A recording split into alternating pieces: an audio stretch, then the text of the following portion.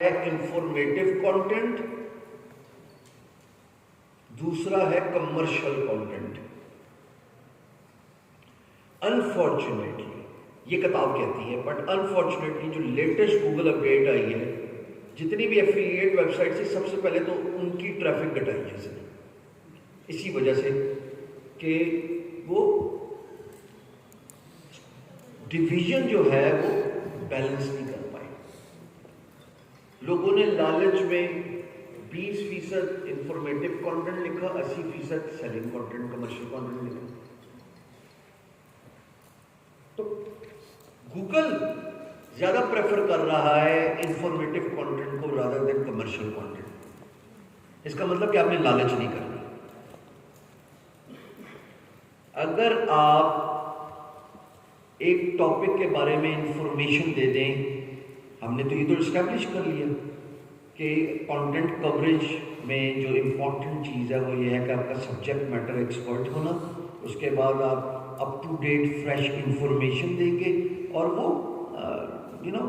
Latest होगी, आपकी authority होगी उसके ऊपर। तो यहाँ पे जब आप कमर्शियल प्रोडक्ट के बारे में ब्लॉग बनाते हैं तो याद रखिएगा एक ब्लॉग एक कमर्शियल प्रोडक्ट के बारे में होता है। हाँ दिखा कोई मसला नहीं, करते रहे स्विच, कोई इशू नहीं। तो उसमें अगर आप बात कर रहे हैं फ्रीलांसिंग की मिसाल के तौर पे, और एफिलिएट में मैं फ्रीलांसिंग से बेचना चाहता हूँ, फ्रीलांसिंग के अंदर कैटेगरीज बहुत सारी हैं, एक का इंतखाब करना जरूरी है आपके ब्लॉग कंटेंट में। लेट से मैं ग्राफिक डिजाइनर हूं, फॉर अ डिस्कशन से मैंने अपना एफिलिएट ब्लॉग बना लिया ग्राफिक डिजाइनिंग में, तो 80% काम मेरा मालूमाती होगा, मैं इंफॉर्मेशन दूंगा। One of the best way to grow is to teach. जब आप सिखा रहे हैं, जब आप वैल्यू ऐड कर रहे हैं, लोगों को समझा रहे हैं एक बात को, तो वो ऑटोमेटिकली अगर वो कहीं पे फंसेंगे तो आपको as a subject matter expert मान के आपकी तरफ आएंगे और कहेंगे यार ये काम मुझे करो। मैंने डिजिटल मार्केटिंग का एक क्लाइंट पाकिस्तानी है, लिविंग इन यूएस, कैंसस, मैंने उनसे उठाया, ये अभी 4 महीने पहले की बात है। कहते यार तुम्हारी मैंने वीडियोस देखी यूट्यूब पे और तुम डिजिटल मार्केटिंग तुमने इतना अच्छा समझाया, यार मेरे से खुद नहीं होता। पहले मैंने सीखा इसलिए था कि मैं ये काम कर लूँ, अब मेरे से नहीं होता यार, तो यार तुम मेरे लिए कर दो। कि मेरी ये प्राइस है, उस पर निगोशिएट हुई और बात खत्म हुई। तो best way of promoting your brand is to teach. तो आप 80% इंफॉर्मेटिव कंटेंट अपने ब्लॉग में रखें, 20% है कमर्शियल एस्पेक्ट, यानी होगा वो भी ब्लॉग ही, लेकिन उसमें लिंक बाहर जा रहा है किधर, जहां पे आप कुछ बेचना चाहते हैं, चाहे वो एफिलिएट हो अमेज़न का, चाहे वो आप ग्राफिक डिजाइनर है तो आप क्या क्या बेच सकते हैं। याद रखिएगा अपनी नीच से रिलेटेड बेचा करिएगा। अगेन ये भी मार मैंने एज अ फ्रीलांसर बहुत खाई है। 2000 से 20,000 से ज्यादा मैं अपनी मान कितने हमारे उसमें guru.com की जो हमारी प्रोफाइल है, इन्फॉर्मेशन पे कितने क्लाइंट थे, कुछ याद है? चलो तो देखते हैं। guru.com इन्फोमेस्ट, एक सेकेंड स्क्रीन नहीं शेयर कर रहा, क्या मैं इसमें शेयर करूँ, एक सेकेंड रुकिएगा। 5,000 वो तो खुद नहीं याद। 2 ट्रांजेक्शन 2815 535 एम्प्लॉयज सिर्फ इस पोर्टल में, 535 पोर्टल। अब वो और बात है, बकरी बात है, जब हम फ्रीलांसिंग में आएंगे तो यही 1.4 तक मैं कैसे पहुंचा सिर्फ 500 क्लाइंट से, वो एक अलग बात है। जिसमें से लार्जेस्ट क्लाइंट आपको भी नजर आ रहा है 290 के। यहाँ पे जो बात काबिल गौर है वो ये है, जो काबिल गौर है कि मैं एज ए फ्रीलांसर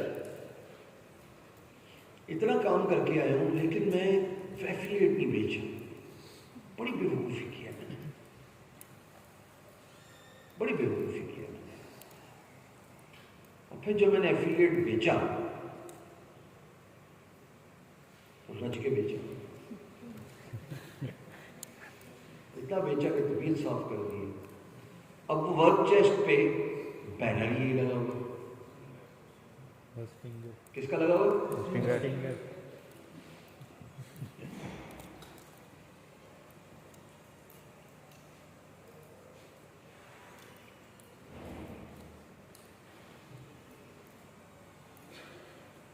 चलो पिछला महीना कर लें, अक्टूबर।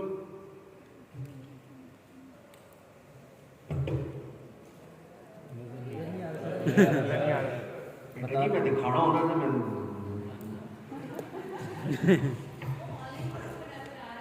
नहीं, ये लो मुझे क्या समझा हुआ, मैं इधर उस्ताद की सीट पे बैठा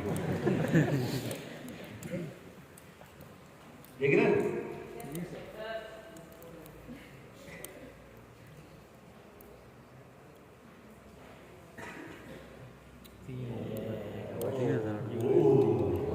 माशाल्लाह, कितनी बेवकूफी की है यार। मैं वेबसाइट बेच रहा हूं लेकिन मैं वेब होस्टिंग नहीं बेच रहा, मैं ग्राफिक डिजाइनिंग बेच रहा हूं लेकिन मैं उसको स्टॉक फोटोग्राफी नहीं बेच रहा, मैं कंटेंट राइटिंग बेच रहा हूं लेकिन मैं उसको एआई टूल इस्तेमाल करने का गैजेट नहीं दे रहा। हाँ मैं उसी पे आ रहा हूं ना, मैं एसईओ पे मैं एसईओ बेच रहा हूं लेकिन मैं उसको ये जो टूल्स हैं वो नहीं बेच रहा। अपने काम से रिलेटेड एफिलिएट, और मैं आपको यकीन दिलाता हूं ऑनलाइन वालों भी हर नीश का एफिलिएट इंटरनेट पे मौजूद है। तो आप जो काम कर रहे हैं, there's a food for thought for you as well. Think out of the box. जो बेच रहे हैं उसका एफिलिएट ढूंढो कहीं से।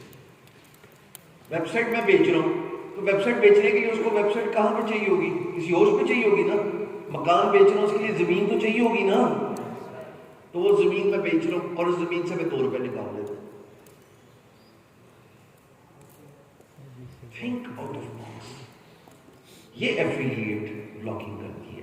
80% informative content, 80% informative, 20% is commercial जिसमें आप बेच रहे हैं और उसके एफिलिएट को आप बाहर कर रहे हैं।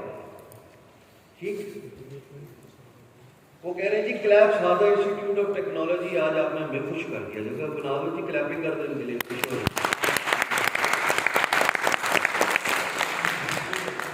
ठीक है जी। अब 3 किस्म की ब्लॉगिंग हो गई। डायरेक्ट रेगुलर ब्लॉगिंग मैंने आपको 1.5 घंटे में समझाई, फिर मैंने आपको बताया इवेंट ब्लॉगिंग, उसमें मैंने आपको बताया डिफरेंट टॉपिक्स पे उस इवेंट की चीज़ों को कवर कर सकते हैं। उस पर भी हमने कमर्शियल एस्पेक्ट की बात की गई, जाहिर है वो इक्विपमेंट से रिलेटेड होगी। और तीसरी बात हमने की एफिलिएट।